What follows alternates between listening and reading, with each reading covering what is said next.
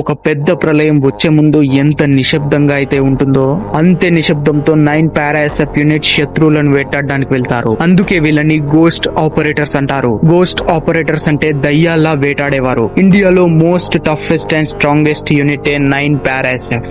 ఏందిరా పారాఎస్ఎఫ్ అంటున్నావు? వాళ్ళు పెద్ద తోపులా అంటున్నావా? అవునరా, తోపులే. పారాఎస్ఎఫ్ ను అత్యంత శక్తివంతమైన ఎస్ఏఎస్ తో, అమెరికా డెల్టా ఫోర్స్ తో మరియు ఇజ్రాయెల్ యొక్క సైరాత్ మక్కల్ స్పెషల్ ఫోర్స్ తో పోలుస్తారు. వీళ్ళ గురించి ప్రజలకు తక్కువగా, పాకిస్తాన్ లో నుండి చొరబడే ఉగ్రవాదులకు ఎక్కువగా తెలుస్తుంది. ఇండియన్ ఆర్మీలో పారాఎస్ఎఫ్ ని నియమించడానికి గల కారణం ఏంటి? ఇండియాలో పారాఎస్ఎఫ్ ని ఫామ్ చేయడం వెనుకున్న హిస్టారికల్ డైమెన్షన్ ని తెలుసుకునే ముందు నేను మీ నుంచి కోరుకునేది ఒక్కటే, ఈ వీడియోకి లైక్ చేయండి అండ్ దయచేసి ఈ ఛానల్ కి సబ్స్క్రైబ్ చేసుకోండి. మీరు చేసే ఒక్క లైక్ ద్వారా ఈ వీడియో మరో 100 మందికి చేరుతుంది. అది రెండో ప్రపంచ యుద్ధం జరిగే సమయం. అప్పట్లో జర్మన్ యుద్ధ విమానాలు బ్రిటిష్ సైన్య శిబిరాల్లో భయాన్ని, బ్రిటిష్ సైనికులకు చావును పరిచయం చేశాయి. అదే సమయంలో స్కాటిక్ సంతతికి చెందిన డేవిడ్ స్టెర్లింగ్ అనే సైనికుడు బ్రిటిష్ ఆర్మీలో పనిచేసేవాడు. డేవిడ్ యుద్ధంలో చూపించే ధైర్య సాహసాలను చూసి అతని స్నేహితులందరూ ఇతన్ని మ్యాడ్ అని పిలిచేవారు. డేవిడ్ కున్న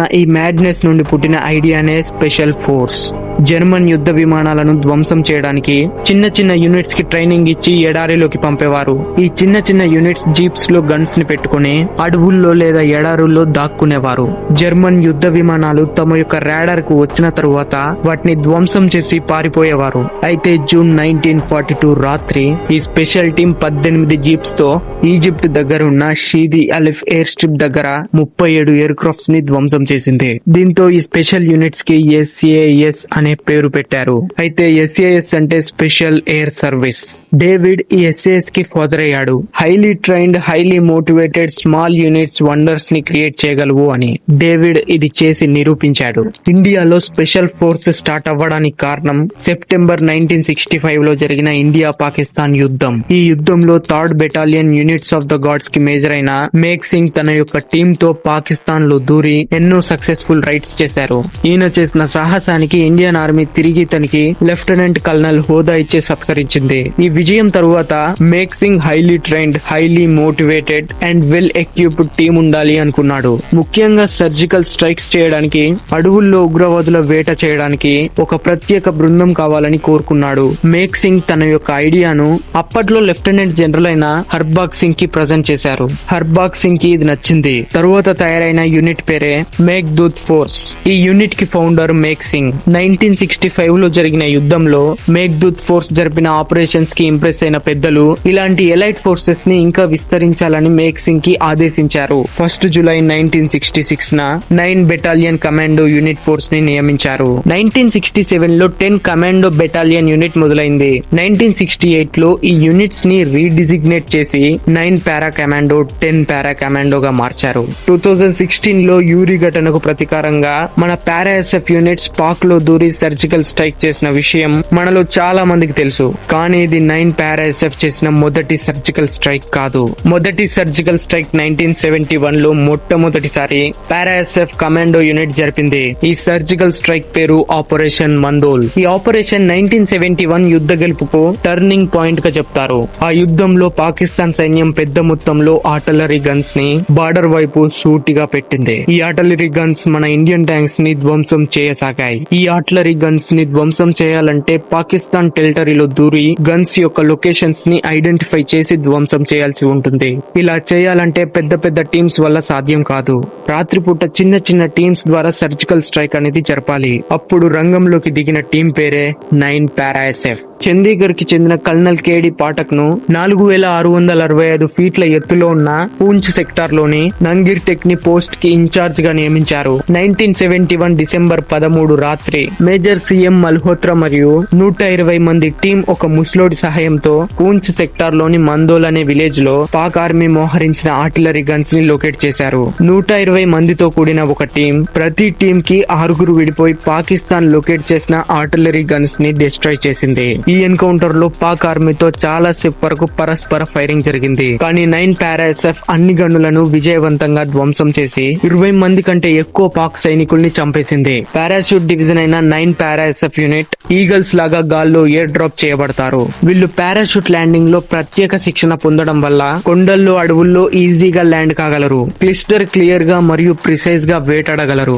ఉగ్రవాదుల కోసం నెలల తరబడి అడవుల్లో కాపలా కాయగలరు. వీళ్ళకి దట్టమైన కొండల్లో అడవుల్లో ఎలా సర్వైవ్ అవ్వాలో ట్రైనింగ్ ఇవ్వబడింది. 9 పారా ఎస్ఎఫ్ జరిపిన ఇంకొన్ని కష్టమైన ఆపరేషన్స్ 1997 లో శ్రీలంకలో జరిగిన ఆపరేషన్ పవన్ లో 9 పారా ఎస్ఎఫ్ ముఖ్యమైన పాత్ర పోషించింది. 2001 లో జరిగిన ఆపరేషన్ అపాచీ 9 పారా ఎస్ఎఫ్ ద్వారా జరపబడింది. 2001 లో కాశ్మీర్ లో ఉగ్రవాదుల చొరబాటు చాలా ఎక్కువగా ఉండేది.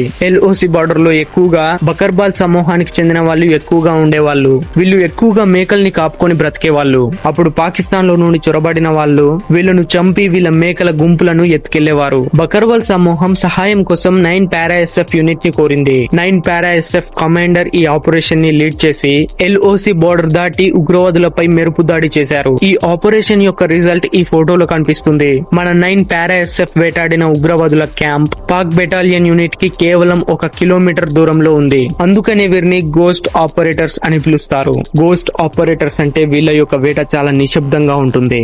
సూర్యుడు అస్తమించిన తరువాత వీళ్ళ దండయాత్ర మొదలవుతుంది. వాళ్ళ ఆపరేషన్ చాలా బందోబస్తుగా సీక్రెట్ గా ఉంటుంది. 9 పారా ఎస్ఎఫ్ సీక్రెట్ గా చాలా ఆపరేషన్స్ చేసింది. చాలా ఆపరేషన్స్ అఫీషియల్ గా డిక్లేర్ చేయలేదు. వీళ్ళు జరిపిన ఆపరేషన్స్ లో 2016 సర్జికల్ స్ట్రైక్ చాలా ఫేమస్.